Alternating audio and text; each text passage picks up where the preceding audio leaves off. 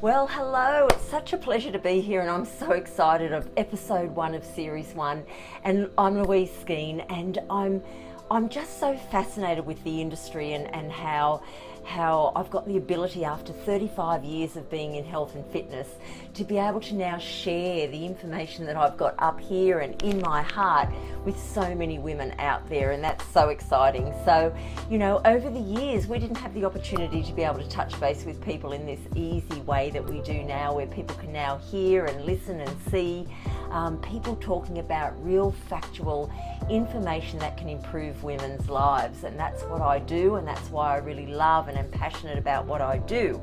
So today I'd like to talk to you on series 1 episode 1 about what is mind body health, because that's the field that I work in and with women over the age of 40. And the reason I've chosen that market is because over the age of 40, of course, a woman's body is changing dramatically. It's starting to move into menopause from around 40 to 45 years of age. The little preparations are starting, and then of course we hit the 50s, and some younger, some older, and then menopause hits, and it's a hormonal change. It's nothing more than that, but for some women it's more dramatic than for other women. But during that time we still need to be able to look after our mindset, we need to look after our health, and we need to be able to look after our fitness as well. So that's why I talk about mind body health for women over the age of 40 and right through. There's no limit as to why women can't also take what I talk about and implement that into their life, because you know, everything is possible and doable if you've got the mindset to do it. So with mindset, I'm speaking about the confidence that you hold within yourself. It's about the self-talk, because we all have voices in our heads, and it comes from us over time that have created our own beliefs. And of course, we don't get educated from a very young age to speak nicely to ourselves or know how to deflect the voices that come into our heads. And so therefore, over time, you start believing what you're telling yourself. Now that can be in any facet of your life, but again, around looking after your health and wellness, too often again, we might look in the mirror and we're not happy with what we see, and in comes the voice. You're fat, you're ugly, why didn't you stick to that diet? All these things that, you know, again, come in, and then you start answering back, yeah, you're right, I am hopeless. Why didn't I stick to it? How can I have failed again? And of course, in goes the belief system, and it's like a record, it's like a CD. I say record, but of course record is old time. So it's like a CD, and in a CD of life, we're burning and etching all those beliefs into that CD, and we carry that with us through our lives. We need to understand that our mindset is entirely up to us as to whether we're going to have a brilliant mindset that's going to give us the confidence and belief in ourselves. And it's not about ego. It's not about the ego that we're led to believe as being vain. It's the ego that's there to protect us, to know that, you know, we do deserve what we get through life, and we deserve everything good about life as well.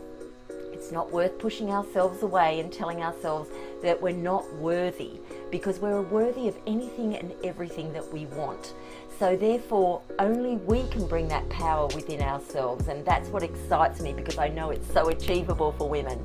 So mindset is super, super important, and there are strategies and tactics that you can take.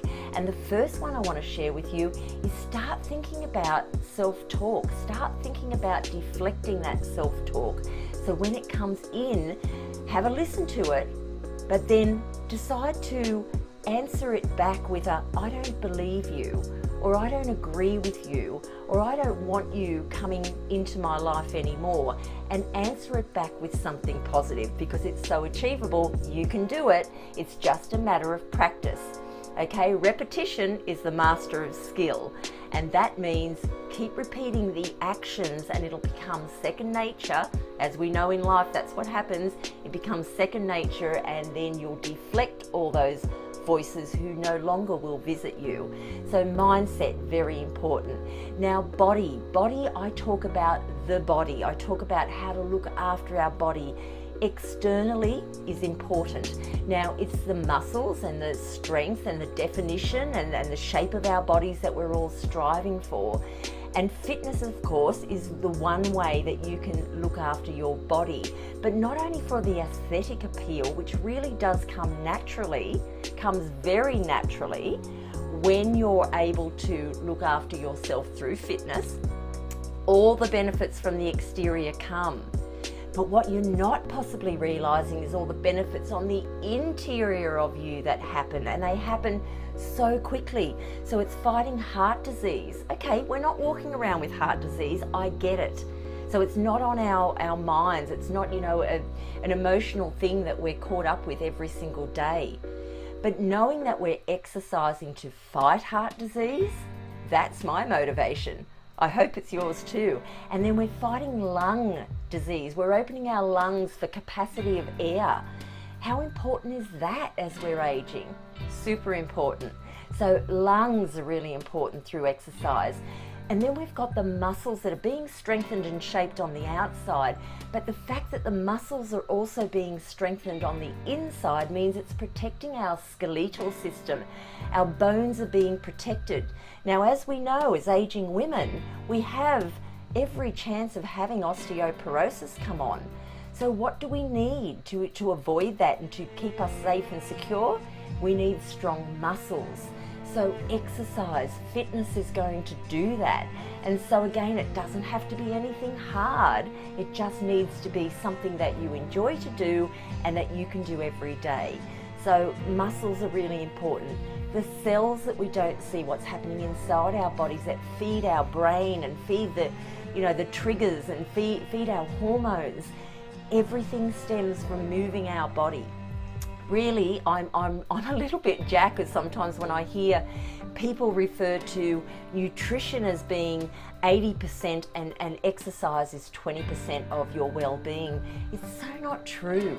If you had to compare the two of those things, exercise and nutrition, you're basically 50-50. They are so perfectly in line with each other because we don't put enough emphasis on the benefits of moving our bodies. So please make sure that you understand that what goes on internally that you can't see, it's like your fountain of youth. It's basically you're looking after what you don't see, but you know is going to give you longevity. It's going to get you 10, 15 years longer possibly in life. And I'm not joking, it can add an extra 10 years on your life if you look after yourself internally. And don't we all want that? Because it feeds your brain as well. It feeds your brain. Research only recently, sadly, has realized that hormones don't stop here, okay? They go right through us. They don't stop at the neck, right through us. And so therefore they feed through the brain as well. That's what we want. We don't want dementia. We don't want Parkinson's and all those horrid diseases that may come upon us as we age. If we can fight it now, if we can have a clear pathway for everything that's going on internally, isn't that what we're after? I think it is. So that's what I talk about when I talk about body. I talk about body externally and internally as well. And then I talk about health.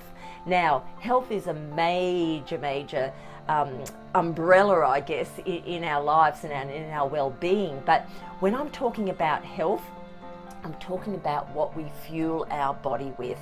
So it's really, really important that you do fuel your body with the best that you can afford to feed yourself, because it is your fuel. It's what is feeding your cells, and it's what the cells are then carrying through your body and then feeding into all your organs and your brain health and your movement and your energy levels and your sleep patterns and your hormones. And we've got so many tens of thousands of hormones in our body that food is an important part of that. So again, nutrition-wise, I'm not saying you have to cut out all junk food altogether, because you're human and there's too many damn temptations out there today. We have to be real. We have to be real and say, we want the best for us. But if you're out socializing or you're having a Sunday lunch somewhere and you've decided to stop off and have a hamburger and a little basket of chips, have it. Okay, that's fine to do. Don't let guilt come in and tell you, oh no, I can't have that, I'm on a diet. Okay, it's not about that. It's how often you do that that's the detriment. If you're doing this all the time, if you're, every weekend is all about spending $100 on fast food and eating out and drinking a lot of alcohol and fueling your body that way, and then of an afternoon after work every day, you're still having 2 or 3 glasses of wine and you're deciding to sit down with a bag of chips of a night or whatever it might be, of course it's going to add on to your body. So you can't say that those things are bad for you. They're bad for you when you have them in major proportion to your daily diet. Does that make sense? Yeah, I hope it does. So what we need to do is just understand that you can have those, what we call sometimes foods, sometimes. But again, just be really aware. Be aware as to how often you have that and do you really need it. Okay, I appreciate, sometimes you might be feeling down, emotional, and so therefore you're one of those women that reaches for that style of thing. Okay, that's where the mindset comes in again, and that's where we again have a reason to be able to talk about how can we best channel you in those circumstances. But if you're eating those sometimes foods all the time and you're eating it out of habit, well, habits can be broken, and it's up to you as to whether you want those habits to be broken. So they're little strategies that we can use to be able to, again, clear your pathway so that your journey is a great journey and you can enjoy an ice cream or a row of chocolate or having a hamburger and chips with friends, a coffee and a piece of cake. Again, it's about how often. And portion serve size, my goodness, that's another one. Back 100 years ago, a plate was basically our bread and butter plate size. That's what people used to sit down to and be completely satisfied. Today our plates have gotten large. They've gotten large for the aesthetics of it.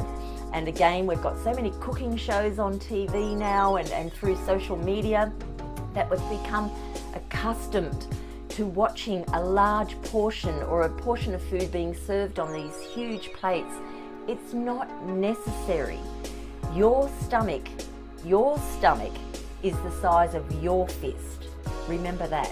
Your stomach is the size of your fist. So if you clench your fist, you'll be able to see that if you were to eat a meal and regurgitate your food, now I know that sounds gross, but if you were to be able to regurgitate your food and have a look at it again on a plate after eating a meal, would it fit inside your fist? For too many meals, it won't. It will spill over. And that's when you walk off the table and go, oh my goodness, I'm so full, I feel uncomfortable, I feel bloated. Okay, eating the wrong foods, eating too much food. Not all foods serve your body. And that's what it's all about when I talk about health. So, mind, body, health, 3 important things that shouldn't have to consume you, but should be very natural for you to be able to enjoy living life, because it's too short to worry about, again, how many calories can you have over here and weighing this meal over here and, oh my goodness, I have to run for an hour today in order to burn off what I had.